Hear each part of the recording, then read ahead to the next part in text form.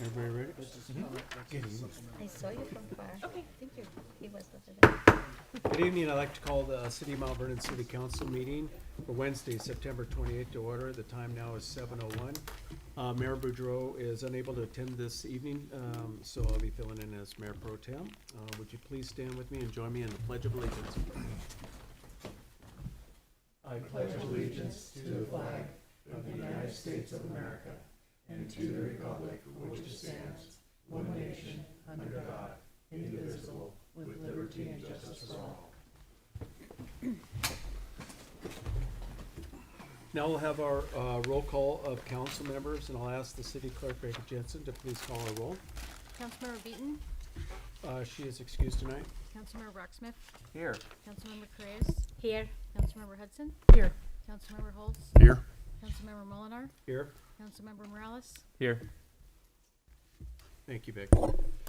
Okay, next is our community comments. So I'll first ask Peter Donovan from the mayor's office if there were any emails sent to the public or sent to the public, by the public to the city council. No emails at this time. Okay, thank you, Peter. Our residents now have the opportunity to address the city council in person. If there is anyone here tonight who would like, we would like to make a comment, you're welcome to come forward to the podium. Is there anyone here tonight who would like make any comments? All right, seeing none, we'll move on to our consent agenda. Under the consent agenda tonight, we have 3 items: the approval of council meeting minutes, payroll checks, wire transfers, and claims. Move the adoption of the consent agenda. I'll second the motion. We have a motion by Mark and a second by Mr. Moroz. All those in favor, please say aye. Aye. Aye. Any opposed, same sign. Motion passes. Under reports tonight, first up is our Finance and Parks Committee report, and that's Councilmember Mary Hudson. Mary? Thank you, Gary. We met tonight right before this meeting, and tonight's agenda was the first thing, approval of the meeting minutes, which were moved and approved. Then we walked into the finance presentation with our finance manager, Doug Valesky. The first thing we started talking about was our 2023 budget. This is the time where we're going to start getting a lot of information, trying to determine and work on a budget for next year. The first thing we did was review the current year revenue projections for sales tax, transportation benefit district, and REIT, and they're all really still coming in very strong, which is a good thing for our community. Doug also reviewed the 2023 budget calendar and, as scheduled, reviewed the 2023 revenue estimates with council, basically going over our revenue policy as well as sources for the revenue estimates that he presented. Overall, revenues are fairly consistent with current year revenues. The major increase in overall revenues is due to the funding coming in for our Library Commons project that is expected to be received in 2023. We also had a discussion on how we as a council would like to review the 2023 budget. Now that we have the opportunity to review that completely online, the council discussed that, and we all decided that we would prefer to have both a hard copy and the computer so that we can try to transition into a more computer-centric process as we move forward. Lastly, we discussed some alternative funding options utilizing the State Department of Treasurer's Capital Loan Program for the Library Commons project. Well, we moved on then to Parks and Enrichment Services with Jennifer Berner. The first thing we talked about was the Sherman Anderson Backstop project. Staff and Trico Construction, who was awarded the contract for that, worked through engineering concerns because we're putting up 65-foot steel poles that have 14-foot cantilever outriggers attached on top. So a different type of footing is being recommended due to the potential for high groundwater and load considerations. When we first approved the expenditure, we knew that did not, and actually I had to be reminded that had not included engineering estimates. So the footing change increases the cost of the budget by $29,788. But the increase is covered through the current parks CIP fund, so it's no budget hit, if you will. We talked then about the Little Mountain Trail closures. Good news, the Bonnie and Clyde Trail at Little Mountain has been closed since last November, but is now open. PSE and Potelco replaced 2 poles and moved the lines, which include Comcast, Ziply, and the city lines, onto the upper pole by the parking lot. Comcast had moved their line to the second lower pole, which allowed the city to open up the Bonnie and Clyde Trail. But the city and Ziply still need to move the last 2 lines to the lower pole. We can't move our line until Ziply moves theirs, so we're working with Ziply so that we can, hoping to have it done sometime next week. And once the last 2 lines are moved, the old pole still does need to be removed for safety. We did review our summer programs. There was a combination of 22 sports camps and nature camps offered this summer, with a total of 423 kids participating. We saw a really great video that TV10 did for us with Jennifer and some parents and kids that participated in these programs. It seems like they were really happy, enjoyed the camps, and are excited to have them go forward. So we're excited to see that it was so well received and that people were really very happy with that. We also had 7 weeks of free drop-in recreation programs offered at a variety of locations throughout the community. 6 family fun nights were offered at Edgewater Park, with 100 or more people coming out to each event. And then we did 3 drive-in movies, the 4th of July event, and a youth arts festival, which were really great successes, and we're really happy about that. A little miscellaneous for the good of the order. Councilmember Brock Smith asked a follow-up question from our last month's meeting minutes. Then we adjourned our meeting at 6:58. Thank you, Mary. Mhm. And now Mary gets to start right in with the Developmental Service Committee update with Council Member Beaton absent. So Thank you Take it away. again. This meeting was held last Wednesday. First thing, of course, was the approval of our meeting minutes. Then we went into a presentation by Mark Desnoyer, and I hope I'm saying that correctly, from Camino. It's a program, he demonstrated a program that is a web-based solution that improves the customer experience for permitting and licensing processes. It looked to me like it was a great program, something that will make it easier for anybody out in the community that needs to apply for a permit to understand the process that needs to go through. Then we had Rebecca Lowell from our planning department presented an overview of some Title 19 code amendments that will include some cleanup to ensure legality and consistency with other parts of our code, and adding a new subsection for abatements. It's part of the process. When we get to the end of the year, we have items that we have asked them, the planning department, to clean up and just make it a lot more easy to understand for everybody, and just a cleaner process for everybody. We were going to have a presentation from our code enforcement officer. Unfortunately, he was unable to attend, so that's scheduled for a future meeting. Again, Rebecca gave us a update on the Unity Health Project and reviews what project staff has completed on the legislative list, as I was just discussing. We did have a brief adjournment for executive committee, and then we came back in to this meeting at 7:24. Again, Rebecca did a presentation about fee schedules. She gave us an update and basically a breakdown on proposed changes to the fee schedule for certain types of permits, like fencing, different appeals, boundary line adjustments, et cetera. So it's something that the council will discuss and come to a decision on moving forward. Rebecca then updated us on our census numbers, dwelling unit numbers, land use permit numbers, and engineering permit numbers, and our permitting numbers have gone up greatly between 2020 and 2021. Then Peter Donovan talked to us about the Chamber of Commerce building lease rate, which we had talked about before. There being and then after no more business, we adjourned our meeting at 8:05. thank you, Mary. Mm-hmm. Item E tonight is committee agenda request. Does council have any agenda items? I have one that I want to share with the public tonight. Our fire department staff has requested a council proclamation to declare the week of October 9th through the 15th to be Fire Prevention Week 2022 in the city of Mount Vernon. Fire department is hosting a number of events in October in support of Fire Prevention Week, and we'd point everyone to the city's webpage and fire department's Facebook page to catch all of these events. So at this time, I'd like to read that.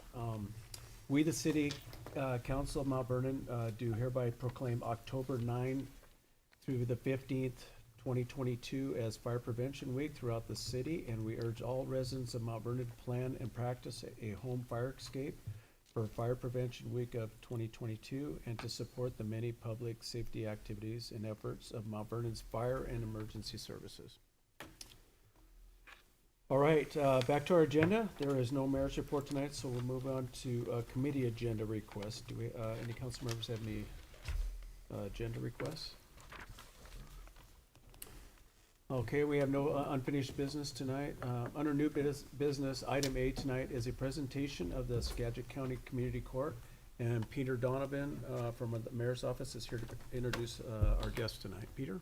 Thank you, Mayor Pro Tem Molinar, and hello, council. Good to see you this evening.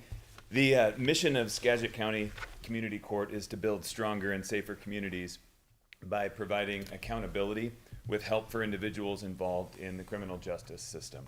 Skagit County has been providing community court services to the city since the beginning of 2021. And tonight, District Court Presiding Judge Jennifer Housen is here along with some staff members. I think Community Court Coordinator Letty Nunez is here as well.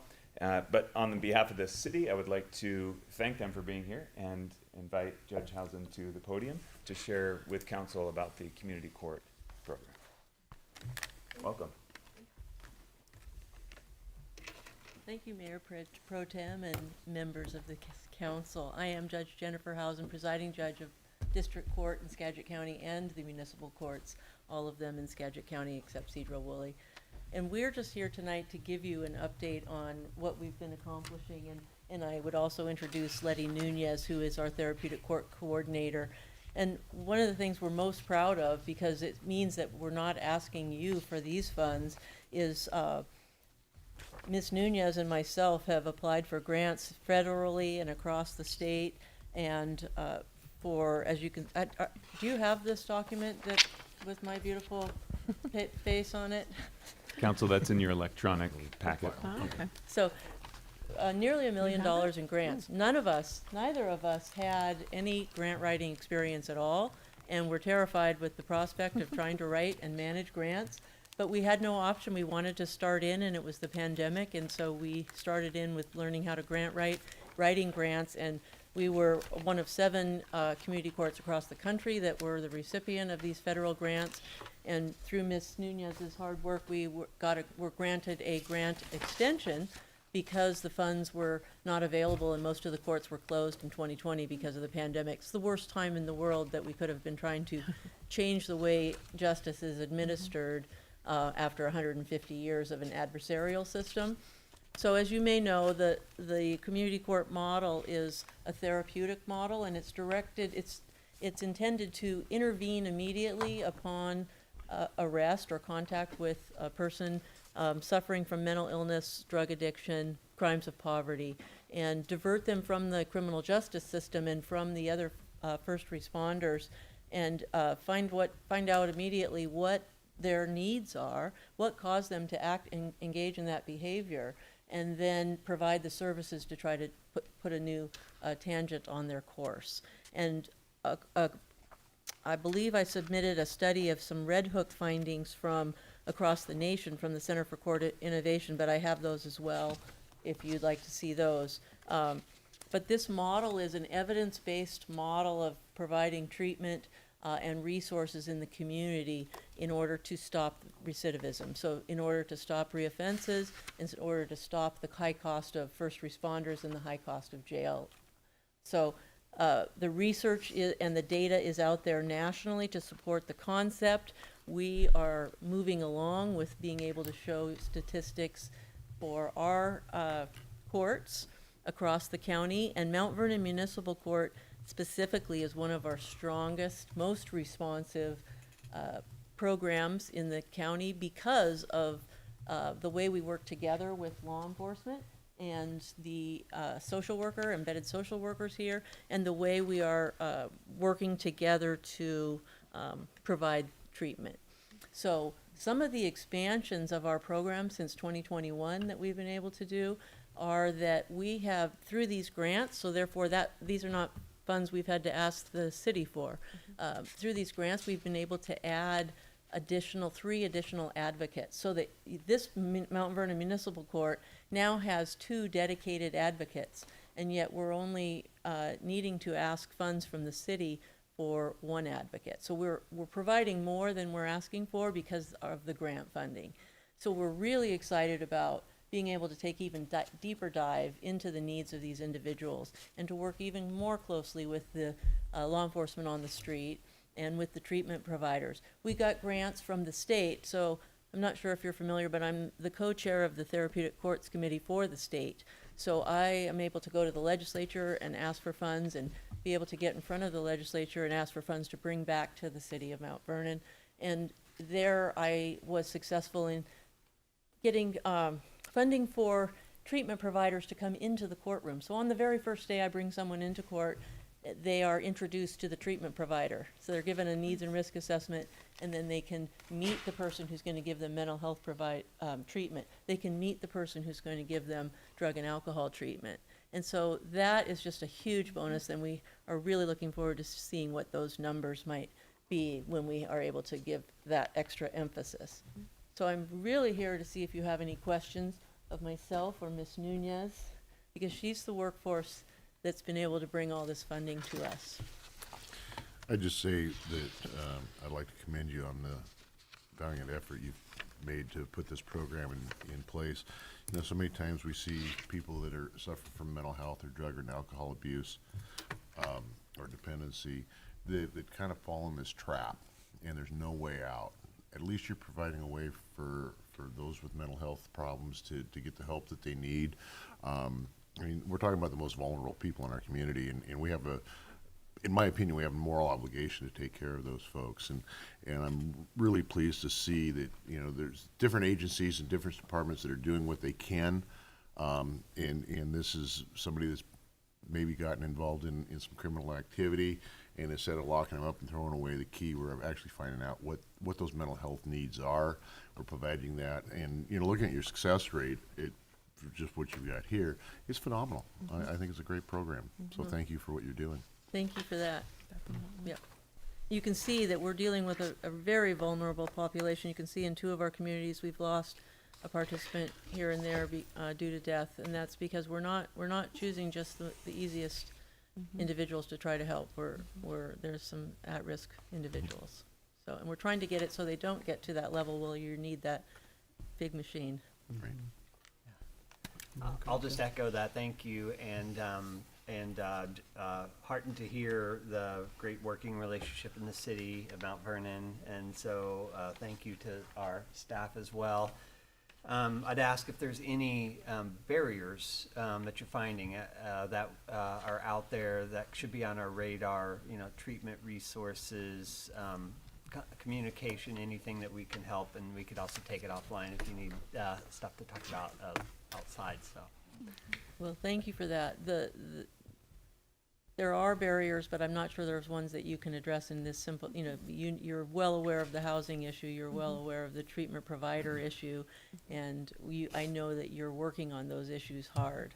And so we have to all work together to continue to find solutions to those problems. So if I can identify someone that is unhoused, but I don't have a place to put them, I can try to make them a stronger individual in the circumstance they're in, but those big hurdles, I know we're all working on. yeah, this council certainly trying our best on housing, and there's a lot of policies and programs that we're launching and trying to get off. And I think folks should be encouraged that there's, you know, ribbon cuttings happening every few months here on new housing developments, particularly some focused on subsidized and folks who need that kind of help. But there's a lot more work to do, so I'm looking forward to that work as well with the council. I just want to say thank you for this great programs for you doing, bringing back into the society those citizens. They really need to have a second opportunity just to become a great citizen. That's a great program, absolutely. I just want to say thank you and be thankful for what you're doing, bring up all those contribute in the community. Thank you. Judge, I was curious, when I went through Leadership Skagit, we were able to go, or one of the things on our Community Justice Day was you could go to drug court and watch that process happen. I happened to go on a day where someone graduated, which was like the most emotional experience that I'd gone through for a long time. Do you have that same kind of program, for lack of a better word? Is the same concept? You would graduate people back to the... Absolutely. And Great. first, let me say Ms. Nunez is in Leadership Skagit this year, Oh, so we're very awfully good. proud of her. Very good. She's taking part of that. We do have a graduation ceremony for each individual that graduates, and they tell us what has been different about this time they've come to court than all the other times they've come to court. And many of them write out something to that effect, and we keep those, and we'll be able to share some of those stories. The only thing we don't have is cake. Yeah. But we clap, we come down, I come down from the bench and greet them, and we do celebrate. Yeah. And do you wish to add anything, Ms. Nunez? No, just during the graduation, we give them their certificate, congratulations, graduate of community court. We also provide incentive cards, so we've been able through public health obtain some local grants also that also provide us that possibility to give them an extra incentive, just boost their confidence and That's great. let them know that they can always come back. To our new building there, we do have a food pantry, and so our case advocates are also usually there most of the time if they're not in court or meeting participants out in certain public areas. So they've been very welcomed, and they use that. We recently had somebody come in who had some duffel bags that they were going to go test at the Skagit Valley College and weren't able to take those duffel bags in with them, so they came to us and asked if we could hold those duffel bags for them while they did their testing. And, Great. so we're building a lot of trust with the members of the community, allowing them to feel that they have a safe place, so to say, there at our department. And it feels good because the word's getting out, and Good. they're learning where we are, being with our new location here on College Way, and they're coming. That's awesome. That's really fantastic. No, I think this is a wonderful And any of you program. are welcome to come to those graduations. They take place right here in this room, and they're at 2:30 on every Tuesday.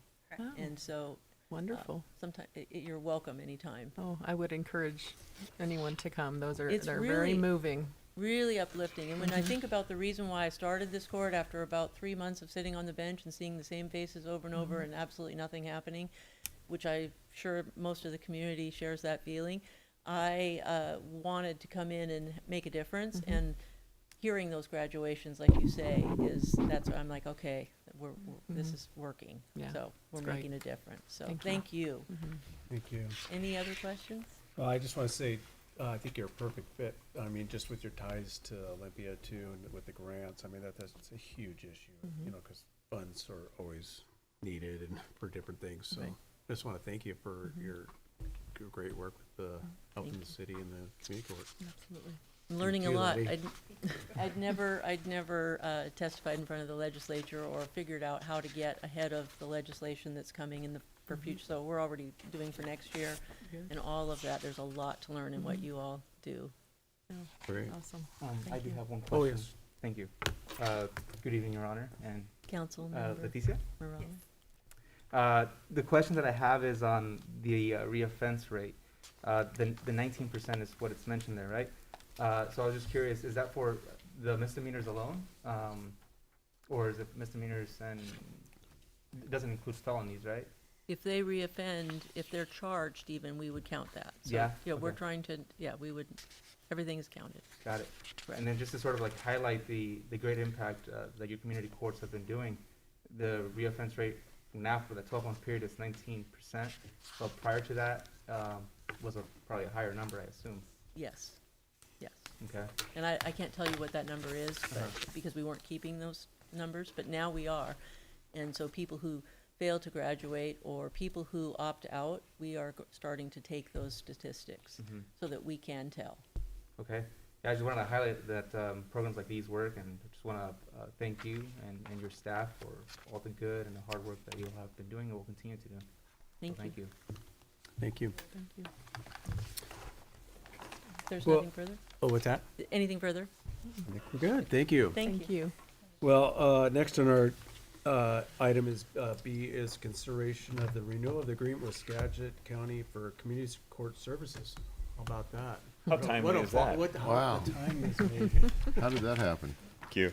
Council, with the existing agreement between the city and Skagit County for community court services expiring at the end of this year, it is time to consider formalization of that pilot program agreement. Council was briefed on this proposed agreement back on September 7th, and before you tonight are the same terms that were presented at that time. A 3-year agreement that would expire at the end of 2025 and provides continued community court services for the city. And I don't know, maybe, hopefully, we'll provide some cake for a graduation ceremony someday. But staff is recommending that council authorize the mayor to enter into this agreement with the county for community court services. I'll motion to authorize either the mayor or the mayor pro tem to enter into an agreement with Skagit County for community court services. Second. Okay, we have a motion by Juan and a second by Mark. All those in favor, please say aye. Aye. Any opposed, same sign. Motion passes. Item C is a consideration of the renewal of an agreement with Skagit County for court probation services. And Peter is gonna follow up on that too. Thank you. A second agreement with Skagit County is set to expire this year as well. The Skagit County District Court Probation Department has provided probation services to the city of Mount Vernon for the past several years based on its participation in the Consolidated District Municipal Court Judicial Services Plan.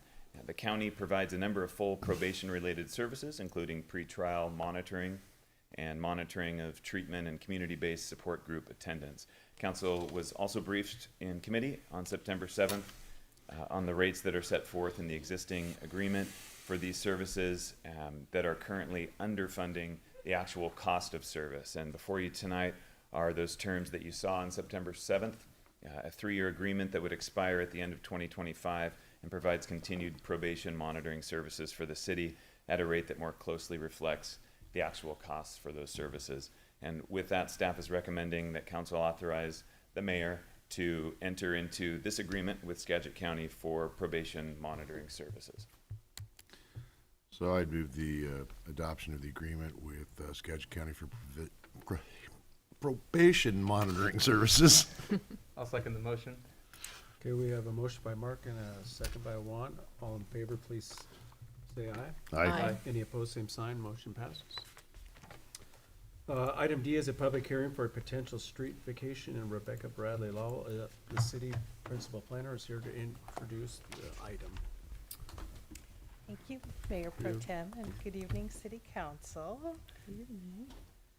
Get my presentation up here real quick.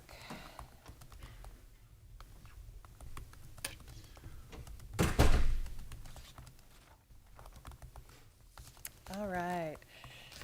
So about 3 weeks ago, I was before council and asked you to set a date for a public hearing, and the date that was for tonight. So of course, I'm here tonight with an ordinance before you to discuss the 3 areas that we're asking to be vacated.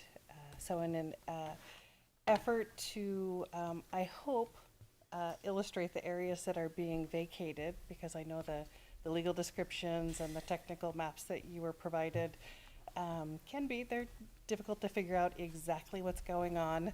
I just transferred those, the technical maps that I have here onto aerial maps to show you really what are we vacating and why. So the first exhibit that I have got up here, and there's 3 exhibits that I'll show you.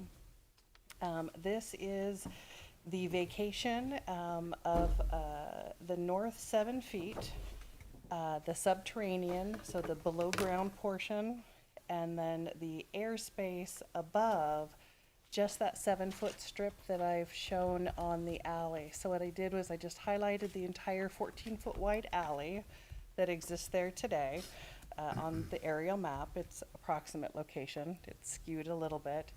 And then I just illustrated where that 7-foot strip is in relationship to the physical features on the site, just to give you an idea of what we're talking about. The reason this is necessary is because we have footings from the Library Commons building that will be going down below in that area, and also cantilevering above that area, making it necessary to vacate those two components. And as I believe I briefly mentioned this when we had the hearing to set the public hearing date, is that this vacation is not changing anyone's ability to drive on the alley surface. This vacation here is just the below ground and the above ground. In addition, when we started the Library Commons project, and one of the very first things we did several years ago was we, of course, ordered title reports and we had what's called an Alta Survey done, which is really just to make sure that there aren't any easements or encumbrances on the property, and so that we knew exactly what we were getting ourselves into. And lo and behold, what we found out was that when the portion of South 3rd Street was reconstructed in its current location, for some unknown reason, the existing 3rd Street right-of-way was never vacated. So that was really never cleaned up during that process. So this action will now formally vacate that area as well, which of course is a good thing to get that taken care of. And then last but not least, there are these little tiny little areas that you can see. What I've done is just highlighted them in pink on here. These are also below ground areas because of the building footings that also need to be vacated in that area. So with that, I wanted to point out that the ordinance before council documents that the vacations are both consistent with state law and the Mount Vernon Municipal Code, and as such, we are asking for approval of the ordinance before you this evening after the public hearing. Any questions? Thank you, Rebecca. So we'll open the floor now for the public hearing. Is there anyone here wishing to speak on this item? Seeing none, we will close the public hearing for the street vacation. Council, this item would be ordinance 3857. I'd like to move for approval of ordinance 3857. Is that what you said, Gary? Thank you. Second. Motion by Mary and a second by Iris. All those in favor, please say aye. Aye. Any opposed, same sign. Ordinance passes. All right, thank you. Item E is the approval of an agreement with Associated Earth Sciences and Public Works Director Chris Phillips will be introduce us. Chris? Good evening, Mayor Pro Tem and City Council. I am Chris Phillips, your Public Works Director. Staff is requesting the City Council authorize the Mayor to approve the professional services agreement with Associated Earth Sciences for consulting services related to monitoring of the slope between the upper and lower Skagit Highland Ponds. The total cost of this agreement is $65,100. Some introduction background for you is that Skagit Highlands Pond was installed in the 2006 timeframe. The city staff observed cracking in the slope between the two ponds in 2012, and staff has continually monitored the site since the cracking was noticed. Two different geotech firms have recommended installing inclinometers to monitor the slopes, and we're here this evening to gain your approval of the proposed professional services agreement with Associated Earth Sciences Incorporated, which will give the city additional information to determine if any changes are required to ensure the stability of the ponds. I'll motion for the approval of the proposed professional service agreement with Associated Earth Sciences. Second. Okay, we have a motion by Juan and a second by Mary. All in favor, say aye. Aye. All opposed, same sign. The ordinance passes. Item F tonight is approval of an agreement with Tower Engineering Company. Chris Phillips will also be introducing this item. Thank you, sir. Staff requests the City Council authorize the mayor to approve the professional services agreement with Tower Engineering Company for consulting services related to the design, preparation of bid documents, and construction inspection of Stokely Tower. The total cost of this agreement is $23,500. In 2017 and 2022, structural analysis and observation reports highlighted some major repairs and restorative work that was required to be performed on the Stokely Tower. Work performed under this agreement will be funded as part of the facilities budget. TEC has performed several inspections on Stokely Tower and has an excellent record working on the design and inspection of that tower. TEC has worked with Gunnarsson Consulting, who is our cell tower consulting firm. Staff would like to start restorative work on the tower as part of the 2023 budget. We're recommending the City Council approve the proposed professional services agreement with Tower Engineering Company and allow the city to start design, development, phased plan, and advertise a bid package for the Stokely Tower restoration. I'd move the adoption of the agreement with Tower Engineering. I'll second the motion. We have a motion by Mark and a second by Juan. All in favor, please say aye. Aye. Any opposed, same sign. Motion passes. Item G is the approval of an agreement with Geo Engineers and Public Works Capital Programs Manager Bill Bullock will introduce us. Bill? Thank you.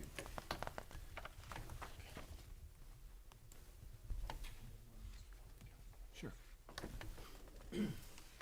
So, before I get started on this, something I handed out to council before the meeting is a diagram of all these geopiers. Already gave it to them, Peter. Oh, yeah. I realized I hadn't given one to you, so I figured you might want to get on it. Yes, sir. So this, part of, as I got ready for this presentation, I realized the order of magnitude of what this particular first step of the operation of the Library Commons project is, and part of the diagram I gave you is the 1,100 or so geopiers that need to be installed in the first 7 weeks of their efforts. And these vary from 25 feet in depth to 45 feet in depth, depending on the soils. And my memo will tell you more about the rock columns, but there's a heck of a lot of these, and it's just kind of gives a sense of really what they're doing. So, I will read the council memo into the record. So the introduction background for this project: the initial phase of the Library Commons construction involves the installation of over 1,000 geopiers, also known as rock columns, to stabilize the soils under the library/parking garage structure and support the building footings. These rock columns will be approximately 25 to 40 feet in depth, depending on the soil conditions, and will be installed on roughly 6-foot centers. And that's across the entire 1-acre site. Each column is circular, and the soil is augered out and replaced with crushed gravel and vibratory compacted into each hole, into the hole. This will create a grid of compacted rock piers to support the weight of the 3-story concrete building. Geoengineers has specific and unique experience in this field and will provide the required construction observation services, testing, engineering evaluation, and consultation during the earthwork activities and the foundation construction. They will also provide the engineering consultation and recommendations for design changes if subsurface conditions encountered are different from those anticipated or if problems arise during the construction. Geoengineers was selected from the MRSC professional services roster as a firm with the preferred level of expertise. The total scope and fee for these to install these devices will be in the amount not to exceed $49,100. The recommendation is a motion to approve authorization for the mayor to execute a contract with geoengineers to provide the geotechnical engineering inspection and support services for the Library Commons project in an amount not to exceed $49,100. Now, I have 2 corrections to the contract that you were given with this. One is that Geoengineers pointed out that their official name is Geoengineers Inc., so I made that correction throughout. Also, in our standard contract, we require that they have an insurance level grade A7. They have an A5 for professional services, and we have verified that with WCIA, our insurance pool, that is acceptable. They've indicated through Kevin Rogerson that it is acceptable in this particular case, so we have made that modification to the contract as well. Other than that is our standard professional services contract. Okay.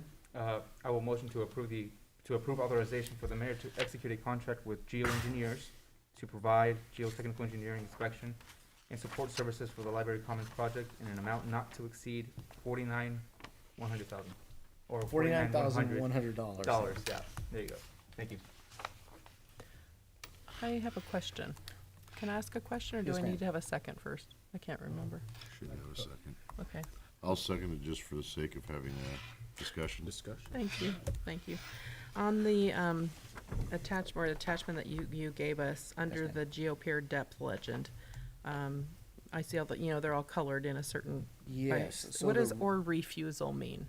Okay, so whenever that's a very good question. Whenever you're installing the piers, the idea is that there is a certain back pressure on these piers. And so if they reach a certain level of loading back against the pier, then they'll stop there. Otherwise, they'll go at least 25 feet or 45 feet or whatever's appropriate. Thank you. And the other thing with this, just so you can kind of translate, if you look at this, there's little squares and rectangles kind of dashed around these piers. That's where the actual footings are going to go. They're part of the vacation that we just went through. It's very interesting to an engineer, so I can talk about this for a while. But it kind of lets you know a little bit about the complexity that's going into this foundations of this building. Thank you, Bill. Okay, we have a motion by Juan and a second by Mark. All in favor, say aye. Aye. Any opposed, same sign. Motion passes. Okay. Yeah, you're still up, Bill. This item H is the approval of an agreement with Trico Companies. Thank you, sir. So earlier this year, and the very last page on your council packet has the pictures I had shown you previously in Public Works Committee meetings. But we had a retaining wall on Alpine View Drive suffer some damage from basically tree roots that were growing too close to the retaining wall. And so this is the contract to make those repairs. So in late 2021, it was found that the retaining wall on Alpine View Drive, north of Eaglemont Drive, had suffered a failure due to an excessive pressure from a tree root ball. See attached pictures. At this time, Mount Vernon had Trantec Engineering Structural Division under contract performing the city's bridge load rating analysis. Public Works extended the Trantec contracts. Public Works extended the Trantec contract scope with a new task order to assess the damage to the wall and design a repair solution. Public Works advertised the repair project on September 2nd, 2022, and opened bids on Friday, September 23rd, 2022. One bid was received on September 23rd, 2022, in the amount of $79,565.44, provided by Trico Companies, and it is within the funding budget. The bid was responsive and prepared in accordance with the contract documents. The construction cost estimate for this project was $47,000. Staff recommends that council award the construction bid for the construction of the Alpine View Wall Repair Project to Trico Companies LLC in the amount of $79,565.44. So Bill, is the result of this failure, I know we said that it's tree roots, but obviously the developer, when they developed that PD, Right. plan development unit, they installed that. Is there something that they did wrong? Is it just Well, okay. over time trees grew up and? Understand. So there's a couple of elements to this. One is that we are well past the warranty period Sure. for the construction of the wall, and it is the city's wall. And basically, this wall wasn't, the way it was designed wasn't necessarily meant to withstand a tree root with the wind loading and other things that happen. It actually, when you look at the Google Earth drive-by, that's 4 years old. You can see the beginnings of the cracks happening in it. So this has happened over a few years, and whatever force put on it created that extensive of a crack to take out that first panel is what it is. We've since cut down the trees and all the trees on top of the wall that have grown since then. Really that we don't really have any other remedy that then it's No, ours. and I understand we have to fix it. And those I'm are sure things I if look we at. let it go, we're gonna create more of a problem, probably endanger some private property. Yes, sir. I was just wondering if there was something that we learned from this experience that maybe we could utilize in the future, because Yeah, there is a couple things where the piece of this which broke, now it's kind of hard to say, trees are trees. But there is a piece with this piece of the wall. Soldier piles are H piles, if you will. And most of the time, people are familiar with wooden cribbing going in between those. And that steel webbing of the H pile is generally what holds it in at those 2 points. Where this piece of the wall is where it turns a 45-degree angle. So the side of the wall that broke isn't fully supported by the full web of the H pile because it's turned 45 degrees. And so part of what we're doing with this new wall repair and replacement is on that H pile wasn't damaged by this, just the concrete busted out. So we're gonna take a piece of angle stock, weld it to both sides of that web of the H pile so it actually turns the corner perpendicular to the whole wall. So the new panel, and we're gonna cast it in place rather than, these were precast. Precast, I guess, has some lead time like 22 weeks out or some crazy thing. So we're going to pour this in place, which is just fine. So, Thank you. So there's some lessons learned we kind of taken a look at with Trantec's structural division, and we are working to remedy that with some additional strengthening of those H piles and additional webbing on it to provide some more structure to it. And we won't let another tree grow on there. all right, I'd move the approval of the Ri- agreement. Richard. Oh, I'm sorry. Oh, You can go ahead and make the motion. but- I'd No, move no. the approval of the wall repair with Trico Trico Companies, Companies LLC. yes, sir. I had a few questions. The first one was sort of lessons learned, and you hit on that as far as, make sure it doesn't happen again, and then how we move forward with other designs and requirements. But I'm curious about the missing the mark on the engineer's estimate and why that happened. And two, there's only one applicant for this job, and if that's adequate for us, and three, if there's a way to rethink why this is almost twice as much as the engineer's estimate. It's a very large dollar number for something that maybe there's a creative solution for it. And did it give you any pause when you saw that, or this Right. is the only path forward? So all those are good questions, and they all kind of also lead into a little bit of an adjustment we're going to have to make when we make our estimates for engineering. So right now, we've been told both with the library, that's the reason why we've delayed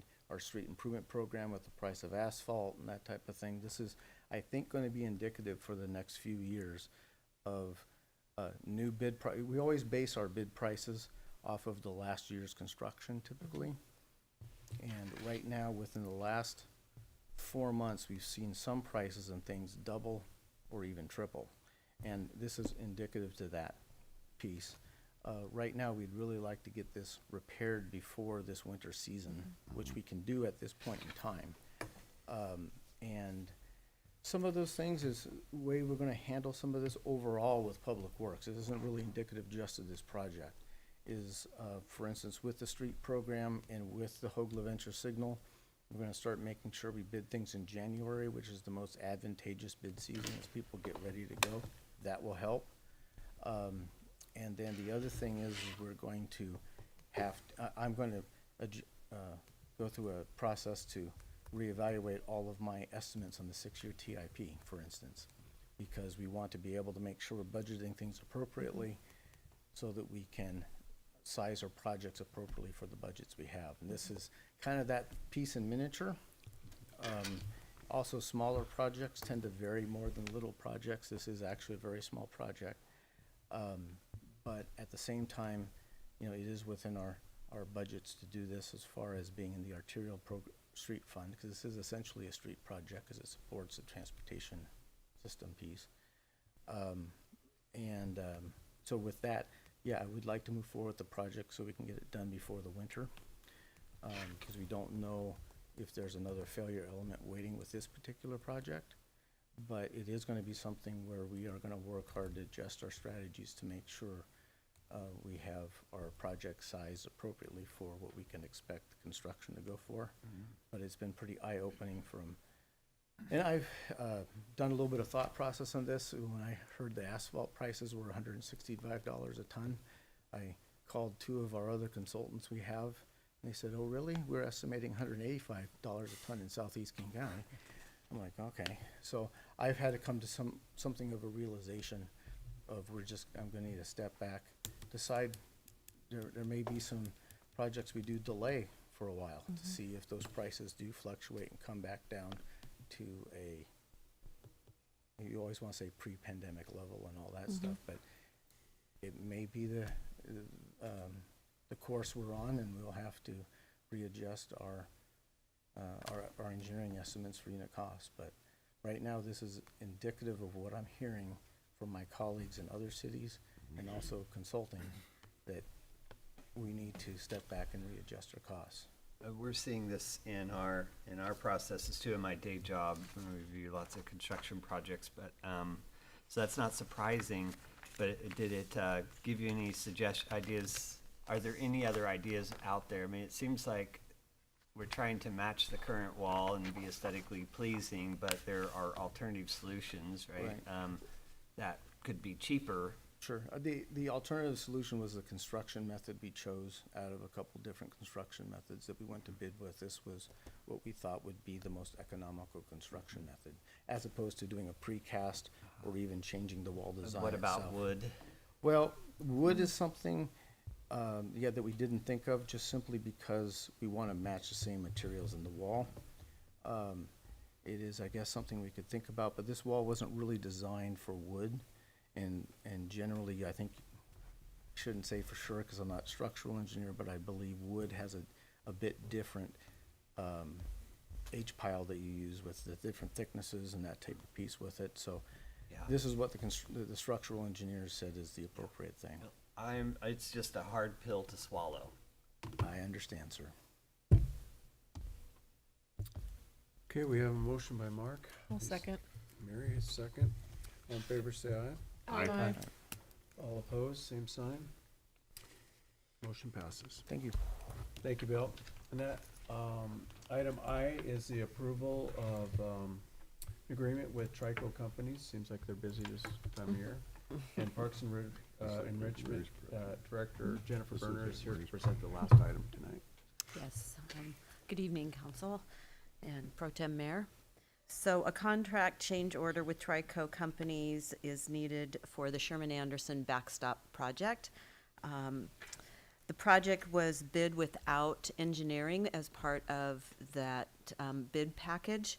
And so when they actually got into the engineering of the footings, it was determined that due to the consideration of the potential for high groundwater and the other load considerations, when you're talking about a 65-foot pole going up in the air with a 15-foot cantilever outrigger on the top of it, that it was determined that a spread footing design would be a superior method for securing the 65-foot poles on top. The engineer was involved in these conversations and reviewed the cost proposal and design from Trico Construction and agrees with the evaluation of this being an appropriate method to move forward with this project. The change order increases, excuse me, the cost of the project by $29,788. The cost increase will be covered with the funds from the park's capital projects. It's not going to increase our amount at all of what we need to make this project work for this year. So I just needed to move some money from other projects because this is a safety issue. It is something that we need to get taken care of, and so it's a higher priority. And so just shifted some money to make this happen. So with that, staff requests approval for the mayor to sign the contract change order with Trico for the Sherman Anderson backstop replacement project. And any questions, I'm happy to answer those, and Bill's here as well. Questions? We certainly can't have backstops falling on our kids, so. No. We want to prevent any of that from happening in the future. I'd move the amendment to the contract with Trico. I'll second the motion. Okay, I have a motion by Mark and a second by Juan. All in favor, please say aye. Aye. Oh, and any opposed, same sign. Motion passes. Thank you.